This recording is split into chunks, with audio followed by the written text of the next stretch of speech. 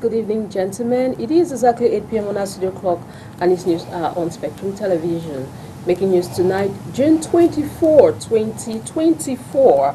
The place of women and civil society in the disarmament, demobilization, and reintegration processes is at the center of a two-day workshop opened today in Yaoundé. Representatives of the countries of the Lake Chad Basin facing the Boko Haram crisis have met to share their experiences. Also in this newscast, in sports athletics championship, Cameroon currently holds the 10th position on the medal table with 1 silver in the men 100-meter sprint. After day 3, Nigeria leads with 10 medals. The stories in full and more will be yours right ahead. Good evening once again, ladies and gentlemen. You're welcome to the 8 p.m. Bilingual Primetime Newscast on your TV, Spectrum Television. And we'll dive right into the full stories on tonight's edition on the Bilingual Newscast. And it is with Makeda Lydie Newton. Bonsoir, Makeda. Bonsoir, Christelle Assex-Ouellet. Mesdames, Messieurs, bonsoir et bienvenue dans ce journal bilingue. Nous vous le disions dans les titres, la place des femmes et de la société civile dans les processus de désarmement, de démobilisation et de réintégration est au centre d'un séminaire de 2 jours qui s'est ouvert ce lundi du côté de Yaoundé. Les représentants des pays du bassin du lac Tchad confrontés à la crise de Boko Haram se retrouvent ainsi pour partager leur expérience. Inès Pangan et Thierry Hon. 5 ans, 3900 ex-combattants ont été démobilisés, 600 réintégrés socialement dans la région de l'extrême nord Cameroun. Boko Haram nous a secoués. On a subi, mais on se retrouve. Ces enfants qui sont au centre de rééducation, eux me transmettent le message à leurs collègues qui sont restés encore en brousse. Ce travail de désarmement, de démobilisation et de réintégration, DDR, dans cette région touchée par la crise de Boko Haram, concerne aussi les organisations de femmes et de la société civile. Cela passe entre autres par des formations sur les activités génératrices de revenus, la lutte contre les violences basées sur le genre et la vulgarisation des processus de DDR. Le projet, lancé en février 2023, s'achève en juillet 2024. 25 organisations de femmes du Mayou Sava, du Djamaré, du Logon Nechari bénéficient de l'aide technique et même financière du Comité national de désarmement, de démobilisation et de réintégration et de ses partenaires. Ce n'est pas la première fois. J'étais à Marois où j'ai participé à un atelier similaire et nous pensons qu'au sortir d'ici, elles auront encore des outils. La société civile va apprendre encore beaucoup de méthodes, d'outils pour participer effectivement, n'est-ce pas, dans le retour de nos ex-combattants. Et aussi des contributions financières à travers justement des projets et programmes qui permettent justement de donner un aspect concret et de toucher par impact les populations concernées par les processus DDR. Ce 24 juin 2024 se tient à Yaoundé un atelier régional de 2 jours pour les pays du bassin du lac Tchad sur le renforcement de l'engagement des organisations des femmes et de la société civile dans les processus de DDR. Une occasion de partage et d'échange d'expériences. En économie, on parle de l'impôt sur les revenus des personnes physiques. Le délai de paiement initialement prévu le 30 juin 2024 est donc reporté au 1er septembre 2024 par le ministre des Finances. C'est ce qui ressort d'un communiqué rendu public le 20 juin dernier. De quoi s'agit-il exactement? Quelles sont les personnes concernées par cet impôt? Élément de réponse dans ce reportage que signe Léla Renganzu. Déclaration annuelle des revenus des particuliers. Vous avez jusqu'au 30 juin 2024 pour vous acquitter. Dans un communiqué de presse, le ministre des Finances invite les usagers à s'acquitter de cette taxe. Il s'agit des contribuables, personnes physiques bénéficiant des revenus des traitements, salaires, pensions, rentes et ou des revenus des placements financiers et des revenus fonciers. Conformément aux dispositions de l'article 74 bis du Code général des impôts, les rémunérations de toute nature sont dorénavant tenues de souscrire une déclaration annuelle récapitulative au plus tard le 30 juin de chaque année. Pour ce faire, une plateforme électronique de télédéclaration a été mise sur pied et est accessible à travers le site web de la Direction générale des impôts. Les usagers qui y vont doivent cliquer sur l'onglet « Nouvelle déclaration » puis se laisser guider jusqu'à la fin. Notons que cette réforme de l'IRPP entendée indice sur le revenu des personnes physiques concerne tous les bénéficiaires de revenus, aussi bien les revenus actifs, c'est-à-dire salaires, primes, bénéfices, gains, que les revenus passifs, dividendes et loyers. Et donc, même les contribuables non professionnels sont concernés et ont l'obligation de déclarer l'ensemble des revenus acquis au cours de l'exercice budgétaire. On le rappelle, le dépôt de la déclaration annuelle de l'impôt sur le revenu des personnes physiques s'effectue exclusivement par voie électronique à l'adresse www.impôt.cm, a tenu à préciser le ministre des Finances qui, on le rappelle, a prorogé de 2 mois, c'est-à-dire jusqu'au 1er septembre 2024, le délai de paiement de cet impôt. Pour en savoir davantage, nous avons donné la parole au professeur Pierre Kalaka en posture d'invité du journal. Il répond aux questions de Léla Nganzu. Sur la déclaration des impôts, chaque mois au Cameroun, au plus tard le 15, les entreprises déclarent leurs revenus, leurs chiffres d'affaires et payent des impôts. C'est le principe déclaratif. Maintenant, pour les personnes physiques qui travaillent, qui ont un revenu issu des traitements, salaires et rentes viagères et autres pensions, eh bien, l'État ou celui qui paye, qui est redevable légal, retient à la source ces impôts et les reverse dans les caisses du Trésor public. Depuis 2002, et principalement en ce qui concerne les traitements et salaires, rentes viagères et autres, eh bien, on avait supprimé la déclaration dès lors qu'on avait mis de côté le système de calcul de l'IRPP de l'époque qui tenait sur le quotient familial dont vous êtes marié, le nombre de vos enfants, ainsi de suite. Donc depuis 2002 à la vérité, ou si vous voulez depuis 2003 lorsque la réforme est entrée en ligne de compte, on n'a plus déclaré, on s'est contenté de prendre acte des retenues à la source par les employeurs et qui étaient reversés par ces derniers. Donc le contribuable personne physique n'était plus concerné par la déclaration. Avec la réforme de l'IRPP contenue dans la loi de finances de 2024, on est passé à autre chose, c'est-à-dire à la déclaration des revenus par le contribuable lui-même, c'est-à-dire le contribuable personne physique, pour réparer l'injustice qui était créée du fait que les entreprises personnes morales ou les contribuables personnes morales étaient les seuls à déclarer. Dès lors, l'équilibre étant rétabli, on a légalement décidé de recommencer les déclarations des personnes physiques à compter du 30 juin 2024. Ça veut dire donc que tous les contribuables bénéficiant d'un revenu au Cameroun, qu'ils soient à l'étranger ou au Cameroun, sont tenus de déclarer ces revenus et de payer un impôt si cet impôt n'a pas été retenu à la source. Il en est de même de ceux qui ont des revenus locatifs, de ceux qui ont des taxes foncières dont les bénéficiaires de titres fonciers et autres, et de ceux qui bénéficient d'un revenu mondial. Cela doit être déclaré au plus tard le 30 juin 2024. Ce qui se passe, c'est que ceux qui ne vont pas déclarer au 30 juin 2024 courent d'énormes risques. Le premier risque, c'est que lorsqu'ils vont déclarer, ils vont être frappés d'une pénalité. Si elle est de mauvaise foi, ce serait plus grave, mais si elle est de bonne foi, elle sera de 10%. En sus du montant réel de l'impôt qui aurait dû être payé en temps réel. En plus, lorsque ce contribuable n'aura pas déclaré, eh bien, il va voir qu'il ne pourra pas bénéficier du certificat de conformité fiscale qui va être la pièce essentielle à partir de ce moment-là, qui va lui ouvrir les portes à tout. Prenons le cas des politiciens, ceux qui veulent être à partir de l'année prochaine conseiller municipal, député et j'en passe. eh bien ces gens-là auront besoin d'un certificat de conformité fiscale.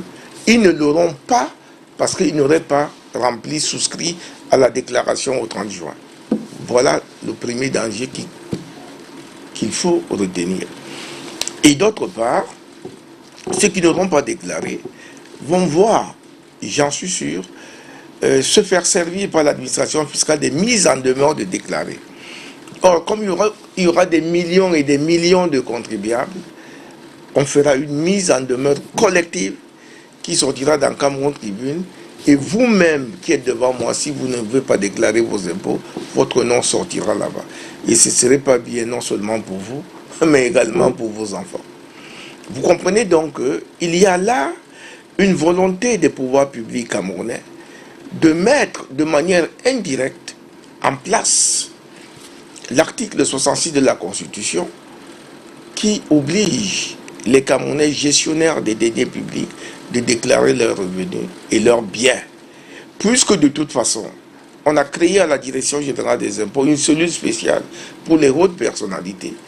Et cette cellule spéciale va suivre à partir de 2024, de juin 2024, toutes les personnalités pour essayer d'évaluer au fil des déclarations leurs biens.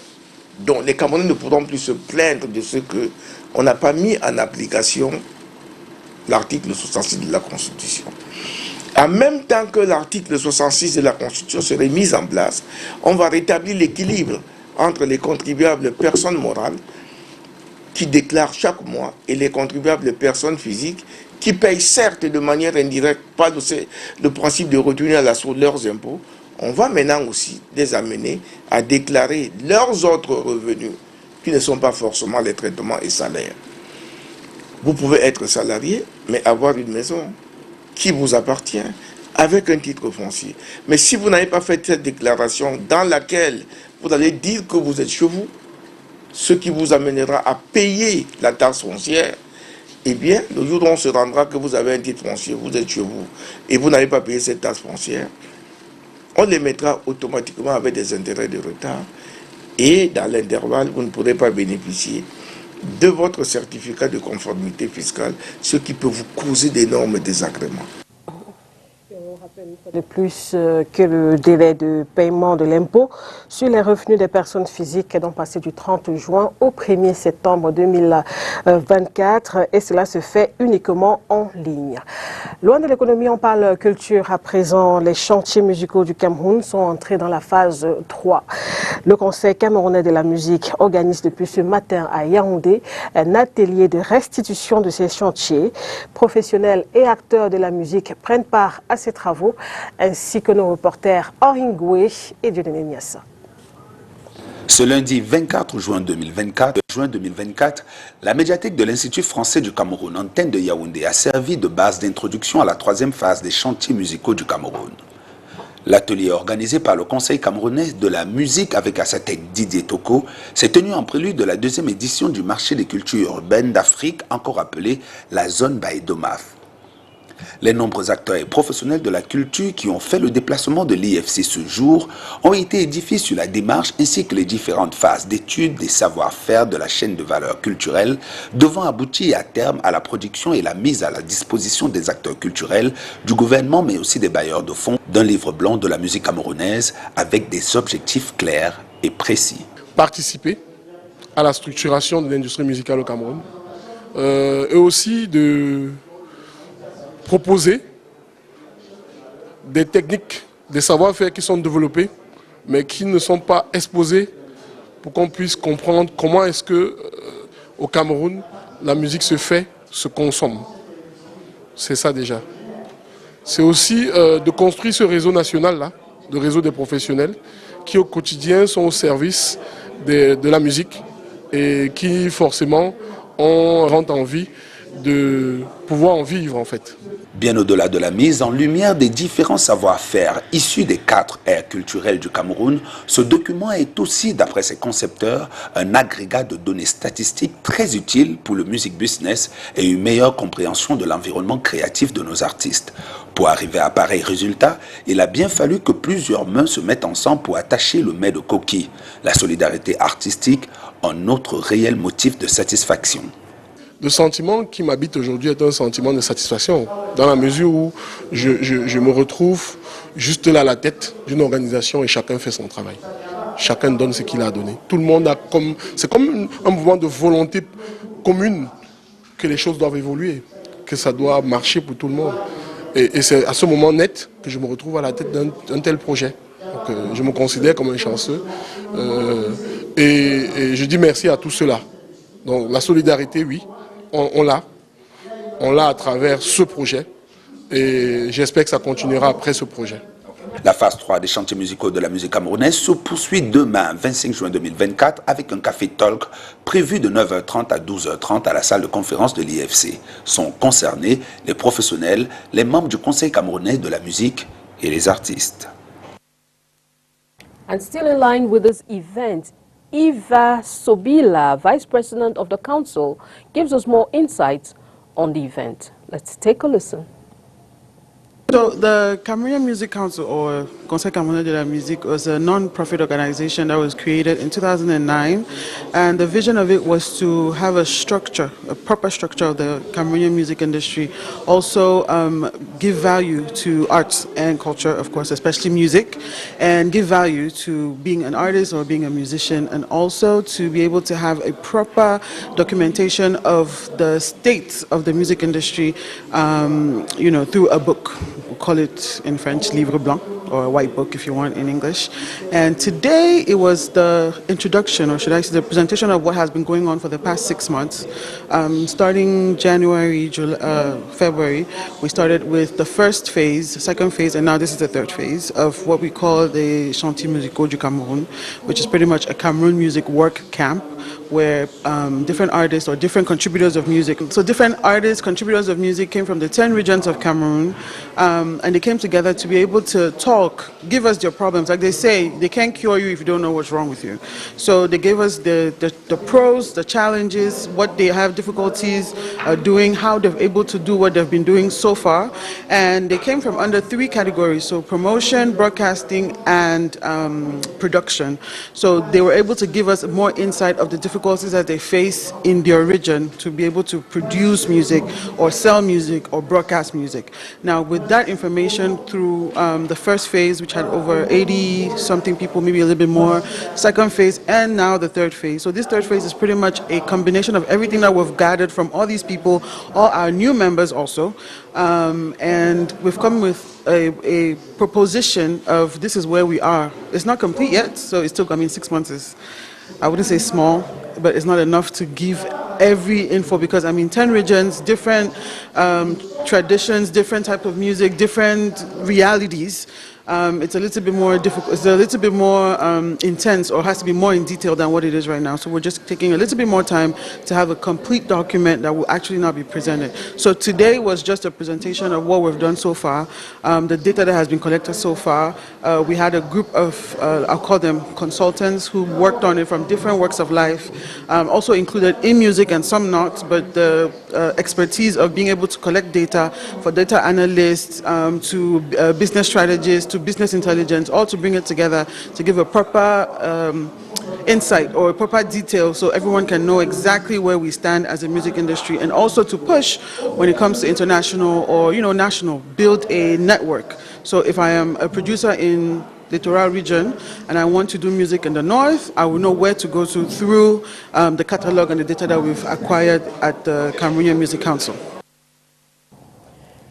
On va parler sport à présent, athlétisme notamment. Il faut tout mettre en œuvre pour que la suite et la fin des championnats d'Afrique d'athlétisme se terminent bien. Le ministre des Sports a tenu ce jour à Douala une réunion d'évaluation à mi-parcours de cette compétition qui réunit plus de 1000 athlètes venus d'Afrique, d'Europe et d'Amérique. Compte rendu de cette réunion avec vous, Oriane Donkeng et Landry Yossa. Un faux départ ne devrait pas entraîner une mauvaise arrivée.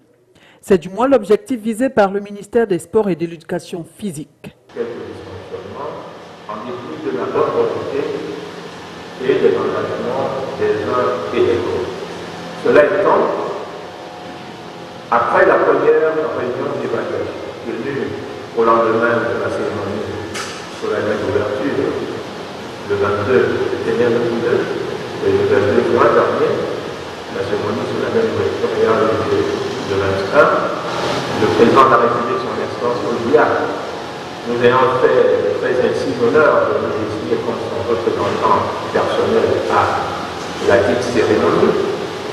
Il s'agit aujourd'hui de faire le point sur l'exécution des recommandations issues de cette première réunion d'évaluation en vue surtout de mieux préparer la cérémonie solennelle de clôture prévue le 26 juin prochain, c'est-à-dire... Réunis ce 24 juin dans la salle des banquets de la région du Littoral, le professeur Narcisse Mouelé-Combi et les différentes parties prenantes à l'organisation du championnat d'Afrique d'athlétisme au Cameroun ont égrené le chapelet de couacs enregistré depuis le début de cette compétition.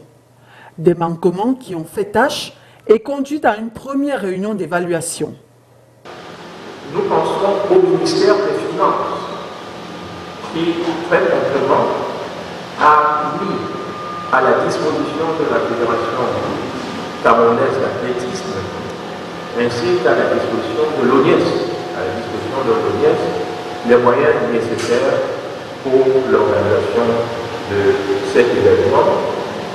Nous pensons évidemment à la CRTV, qui me semble-t-il a reçu également des moyens pour assurer la bonne couverture médiatique et surtout la diffusion au niveau international de cet événement. Nous évoquons ici, principalement pour ne pas y revenir, les aspects de l'organisation, entre autres, qui nous semble-t-il ont bien fonctionné et fonctionnent de manière satisfaisante. Accès au site, mobilisation des spectateurs, confort des athlètes sont entre autres points soulevés. Sans accusation ni coupable désigné, la réunion tenue d'abord à huis clos, puis ouverte à la presse, a donné lieu à de nombreuses recommandations. And still in line with the Athletics Championship, Cameroon currently holds the 10th position on the medal table with 1 silver in the men 100-meter sprint. After day 3, Nigeria leads with 10 medals. Onila Donet with more. Cameroon sprinter Emmanuel Eseme has secured the country's first medal in the 23rd Senior African Athletics Championship.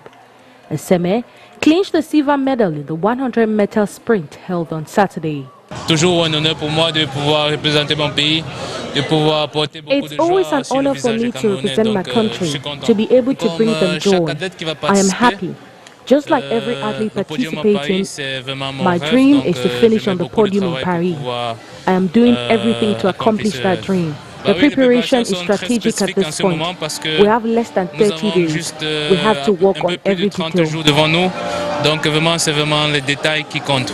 Eseme completed the race with an impressive time of 10.15 seconds, finishing just 2 seconds behind the gold medalist Joseph Fambula from Liberia. I have deep respect for Emmanuel and anybody and everyone that was in that race. Everyone came out here and they competed with the conditions that we were given. So, you know, who was the most mentally locked in and mentally focused, you know. Turns out it was always me, and it will always be me, you know what I'm saying? But after this, I feel good, you know. It's not only a win physically, but also mentally. In the high jump event, Laura Saline, fans' favorite, fell short despite a strong start. She finished in 4th place with a height of 1.81 meters. I am disappointed with my performance. I would have loved to do better. I did well in the first test. I moved to 1.81 meters, 3 meters above I underperformed. While that's a stage I usually surpass, I'm disappointed to have done that here, because this is where I should have performed the best. I would have loved to give Cameroon a medal. The gold medal in this discipline went to Ghana, where 23-year-old Rose secured her country's first gold medal, following her success at the All-African Games held back at home. Actually, everything about the competition was good, and there were a lot of competitors that have been competing with them in some of the events that we've competed in the past. So I'm used to them and I know all of them.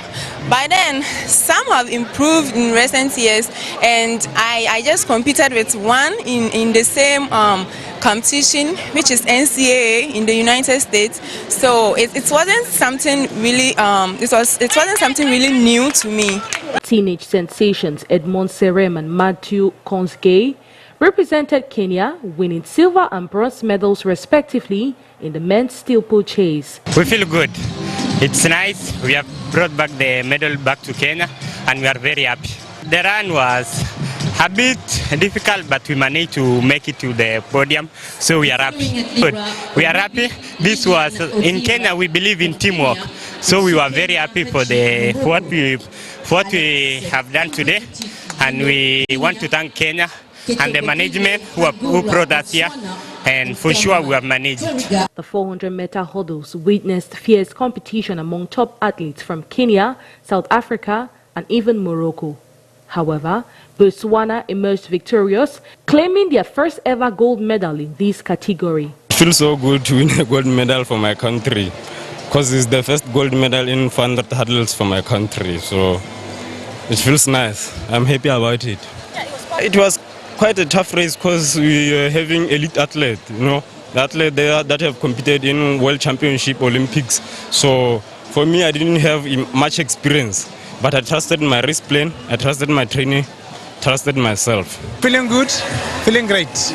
Yeah, to get the silver, we worked hard for this medals. My training mate got first position gold, and then we worked hard for this since All Africa Games. After that, because there we get position 2 and 3, and then we went back to train hard, and then we say, we have the mission. The mission was to get position 1 and 2, and that is what we did, and we are very, very happy for that. As of now, Nigeria leads the medal table with 3 gold, 3 silver, and 4 bronze medals. Kenya and Ethiopia follow closely, each with 2 gold and 2 silver medals. Cameroon has secured 1 silver medal, with some of its athletes still competing.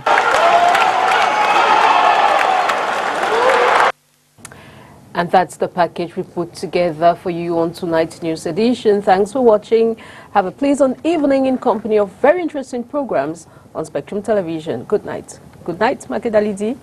On va Christelle Sec et on rappelle juste que ce lundi, Mafo Gandel a donc offert la 2e médaille d'argent au Cameroun à ce championnat d'Afrique d'athlétisme dans la discipline de F-Talon, synonyme donc de médaille d'argent après celle remportée par Emmanuel Essémé. C'est dans la fin de ce journal. Merci de votre attention. Au revoir.